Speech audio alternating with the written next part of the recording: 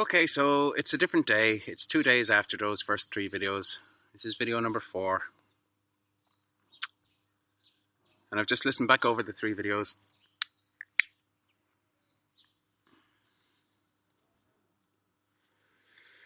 Catch up on the threads of thought and what's been said. Okay, and one thing that rings loud in my ears is cognitive dissonance, which is a phrase, and the phrase means something along the lines of, if you have a personal belief about something, if you really believe in that thing, it's a personal belief. It may be true or it may not be true, or it may be partially true or it may be totally false. Delusional. And cognitive dissonance is that, say, you have a belief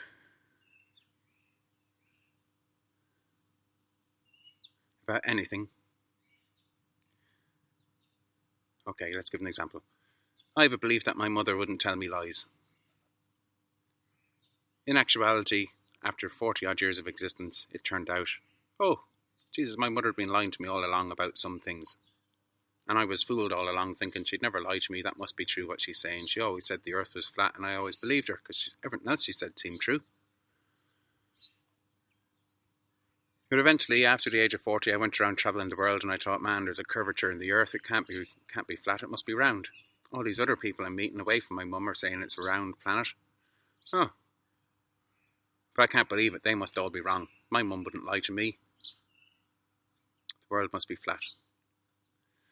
So cognitive dissonance is, even though what's going around you in the moment, like seeing the curvature of the earth, or all the people saying, no, the earth is round, really, look at this, scientific proofs and all the rest.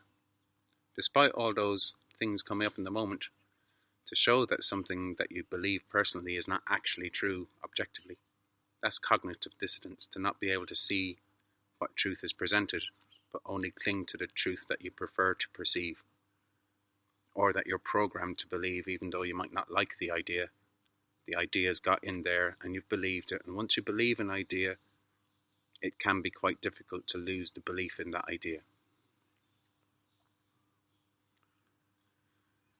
So, cognitive dissonance.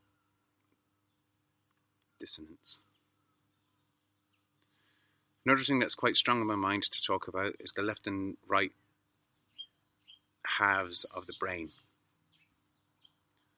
So left brain is connected to your right hand, and its analytical outer world, fixated on facts, interpreting what's going on.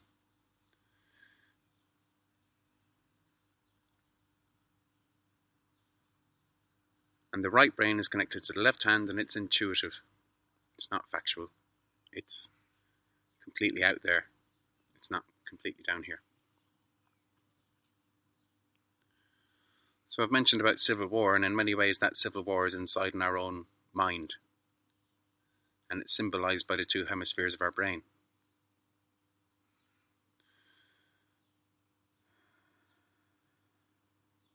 So the left brain connected to the right hand is what I've learned from the world that I believe. It's like knowledge. Knowledge is left brain. It's what we believe. I believe I know this, therefore I can do these things based on what I believe.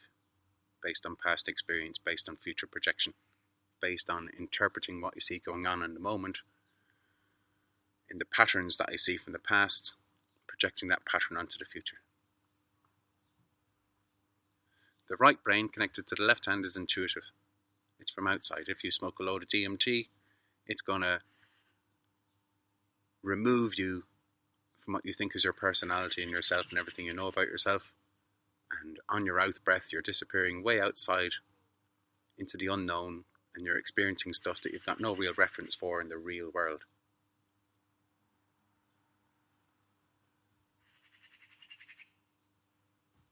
So the left brain, out in the world, likes to control information and keep everything in aligned with what it believes is true. The right brain is uncontrollable. beyond knowledge.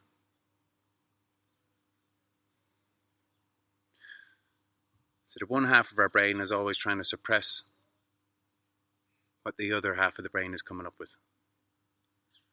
Our mind tries to control our intuition. So our intuition is saying something's not quite right here, but our mind is saying, well, it's just the way it is, there's nothing you can do about it, don't look at it. Something's wrong with society, well, fuck it. What I do know is I've just got to go to work, I've got to earn money, I've got to pay exorbitant prices in the supermarket, I've got to ignore the fact that they're going to throw the food away if I don't buy it. I have to ignore the fact that I could just go around and get the food for free around the back if I could just climb over the fence and get in through where they have it locked away so people can't see that, hey, all the food is actually available for free if you're not paying for it. That's cognitive dissonance.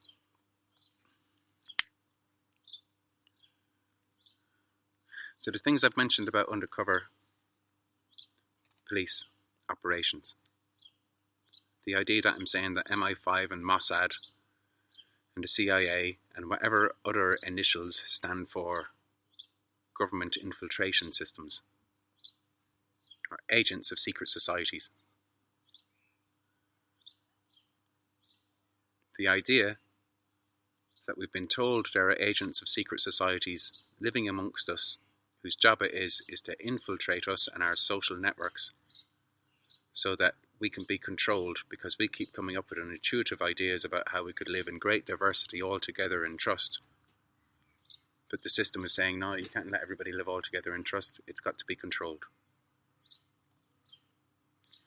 So there's a cognitive dissonance, which I'd imagine is why this isn't being discussed in an adult, reasonable, open manner. That there must be such people living amongst us at these protest sites. That these protest sites must be being managed by the powers that be because they have the power to control it, so they will try to control it. So it's just got to be discussed, hasn't it? Hey there, little girl. That's a rake. That's for raking all the soil. Your spade?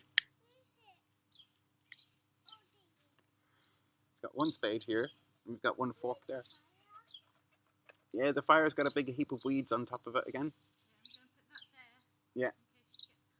Okay. You're going to do some more singing in the background for the fans out on the internet here. Oh, do. Yeah. I didn't hear you yet because you'd stopped by the time I turned it on, but still. If you do sing in the background, everyone will be like, wow, man.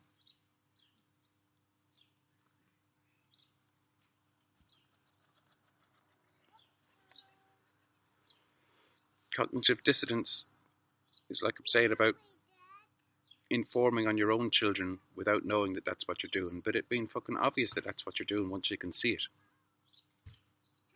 Cognitive dissonance is trusting that I can trust the government and give them the details of my child so that I can get a national insurance number or a social insurance number, which is more accurate, which is SIN. S-I-N. What?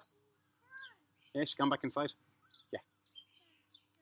And we're outside. I'll help you.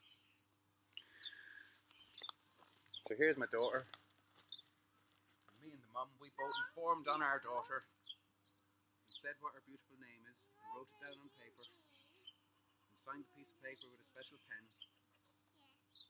and let some officer of the state post that piece of paper off to some bigger office higher up somewhere that nobody knows really where it is, and a whole lot of people who don't really know what they're doing fulfill a system that allows for these things to be sold out in futures markets as bond, and we're all bondsmans to the state. But the state is a bondsman to the Pope, and the Pope is Pope's following Jehovah from the Old Testament, as far as I can see. And Jehovah appears to be an angry storm god who likes to punish people. Is it stuck? Let's pull it. Here, you get those weeds there, look. That's how you do it. And then you pick up the weeds and you put them on the pile.